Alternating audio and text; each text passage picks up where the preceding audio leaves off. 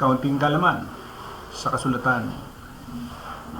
Ng doktrina dahil hindi po kami sekta o relihiyon. Bakit namin inaaral ang Biblia? Dahil ang Biblia ay bahagi ng Hebrew heritage. Gusto naming makuha kung ano ba talaga ang nais iparating na mensahe, bakit sinulat ang Biblia. Ang interpretation namin ang inilalabas namin sa video na inyong napapanood.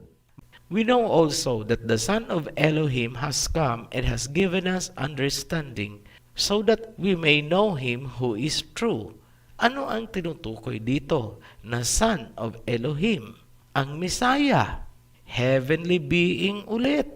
Ito pa, isa na lang.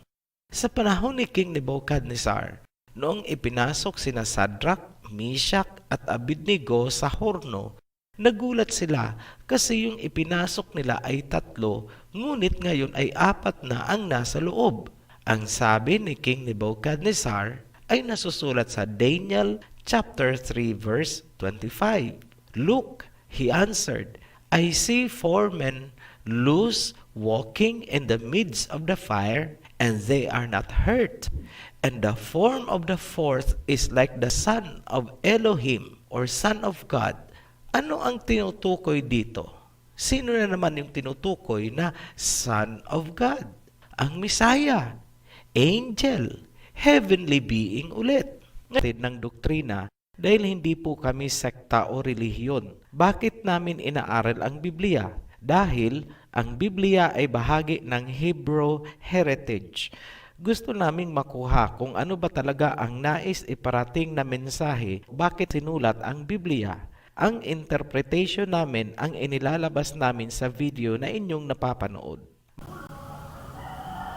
Sumatin po ang biyaya, awa, habag, pagpupala, katotohanan, kapayapaan, pag-ibig mula kay YAHAWAH. Isang magandang araw po sa bawat isa. Kaunting kaalaman sa kasulatan. Vlog number 9 na po tayo. The Assembly of YAHAWAH versus OHC o Operian Heritage Conservatory. May bago na namang aral o doktrina ang OHC at di umano ang pagkakilala nila sa Messiah o kay Yahweh siya ay isang anghel. Tama po ba naman ang kanyang kwento? Bakit hindi niya itinuloy itong unang Juan 5:20? At ang binasa niya lamang ay itong at nalalaman natin na naparito ang anak ng Diyos at tayo binigyan ng pagkaunawa upang ating makilala siya na totoo. At tayo nasa kanya na totoo sa makatinday sa kanyang anak na si Yahweh siya. Bakit hanggang doon lamang ang kanyang binasa? Kasi kung itutuloy niya, malalaman niya na hindi anghel si Yahweh siya o yung sinasabi niyang Messiah. Kung itinuloy niya lamang. So, hindi niya itinuloy, siyempre magkakaroon ng conflict dun sa kanyang aral o doktrina. So, itutuloy natin yung pagbasa. So, ang ginawa niya ay binawasan niya yung nasa kasulatan. Sapagkat dapat dyan, itinuloy niya yung basa. Yan. At nalalaman natin na naparito ang anak ng Diyos. Ang kinuha niya lang kasi dito o binigyan ng emphasis ay yung salitang anak ng Diyos. At tayo binigyan ng pagkaunawa upang ating makilala siya na totoo. At tayo nasa kanya na totoo.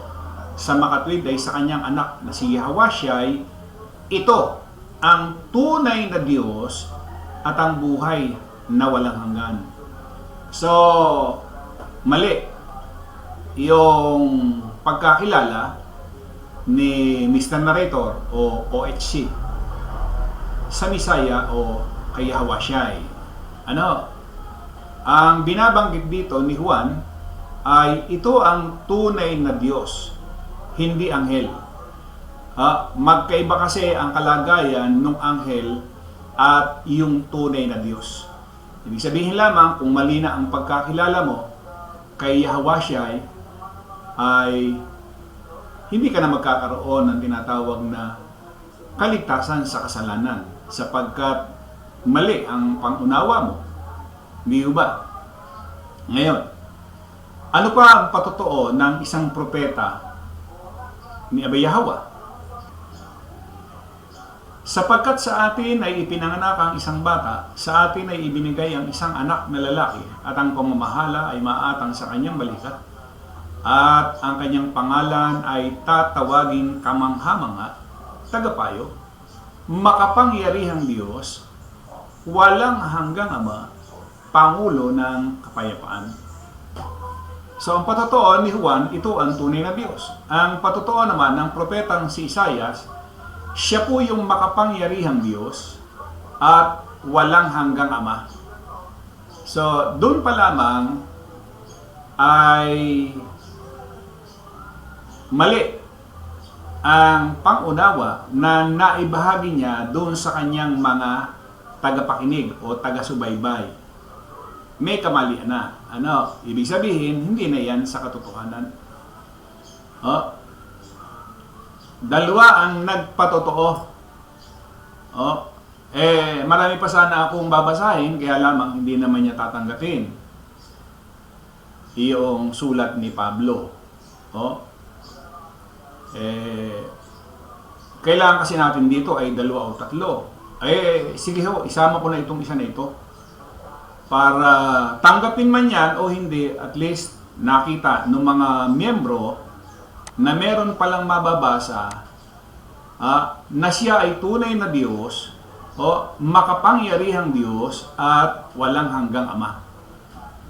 Tito 2:13. Ang nakalagay po ay ganito: nahintayin yaong mapalad na pag-asa at ang pagpapakita ng kaluwalhatian ng ating dakilang Diyos at tagapagligtas na si Yhwh siya. 3. Ang ating binasa bilang witnesses. Patotoo ni Juan, tunay na Diyos. Patotoo ng propetang si Isaias, makapangyarihang Diyos, walang hanggang Ama. Patotoo ni Pablo sa sulat kay Tito, ano ang sabi diyan? Dakilang Diyos at tagapagligtas na si Yhwh siya. So sablay ang turo, aral, doktrina ni Mr. Narrator. Mga opiryan, mga miyembro ng Operian Heritage Conservatory. Ito po ay vlog number 9. Magmula po doon sa 1 hanggang sa ngayon, hindi ako sinasagot ni Mr. Narrator o sino man na mga miyembro ng Operian Heritage Conservatory. Dapat sana ay sagutin po ninyo para yung panig po ninyo ay mapanood, mabigyan kayo ng fair.